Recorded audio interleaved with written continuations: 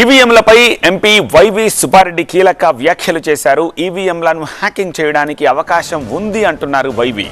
Assembly ఎన్నికల నుంచి ఇదే విషయం చెప్తున్నానని, 2019లో ఓడిన టీడీపీ కూడా ఇవే ఆరోపణలు చేసిందని వైవి గుర్తు చేస్తున్నారు. అందుకే మా పార్టీ నేతలు కోర్టులను ఆశ్రయించారని చెప్తున్నారు సుబ్బారెడ్డి.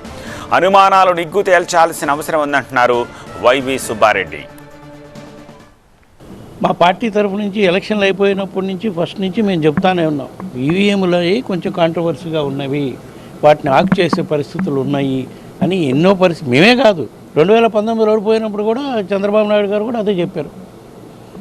అది రకరకాలుగా వివిధ నియోజకవర్గాల్లో వాళ్ళకుండే నమ్మకాన్ని బట్టి నోట్లు వస్తాయి, ఇంతమంది ప్రజలకు మేలు చేశామని వాళ్ళ నమ్మకం ఉండవు కాబట్టి వాళ్ళు ఛాలెంజ్ చేస్తూ కోర్టులో వేశారు. కోర్టు ఇచ్చిన ఆదేశ ప్రకారం వాళ్ళు కౌంటింగ్ చేసి వీవీప్యాక్స్లో ఉన్న లెక్క వేసి పెట్టమని చెప్తున్నారు. మళ్ళీ ఇప్పుడు ఏదో సడన్గా సుప్రీంకోర్టు డైరెక్షన్ ప్రకారం అట్లా లేదు అది ఇది అంటున్నారు. దాని మీద కోర్టు క్లారిటీ ఇస్తుందని భావిస్తున్నాం. ఇచ్చినాక తప్పకుండా ఈవీఎంలో ఏమన్నా మతలబు ఉంటే దానిపై నిగ్గు తేల్చాలని మేము కూడా కోరుతాం.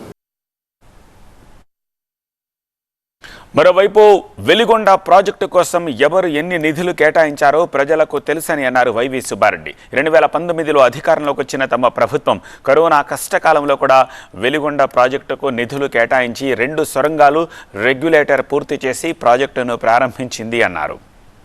14 నుంచి 19 వరకు అధికారంలో ఉన్నప్పుడు వెలిగొండ ప్రాజెక్టు కోసం మీరెంత ఖర్చు పెట్టారు, టన్నల్స్ ఎంత దూరం తవ్వారు, అది రాష్ట్ర ప్రజలంతా కూడా చూస్తున్నారు. ఒక్క మన జిల్లా వాళ్ళే కాదు, సిద్ధశుద్ధితో రాష్ట్ర ప్రజలకు మేలు చేయాలని చేసిన ప్రభుత్వం మా వైఎస్ఆర్ కాంగ్రెస్ పార్టీ ప్రభుత్వం. అధికారంలో ఉన్నప్పుడు చెప్పిన మేరకు కరోనా లాంటి మహమ్మారి పరిస్థితులు ఉన్నా ఎక్కడ ఇబ్బంది లేకుండా 2 టన్నళ్ళు కంప్లీట్ చేసి రెగ్యులేటర్ కూడా కంప్లీట్ చేసి ప్రారంభోత్సవం చేయడం జరిగింది.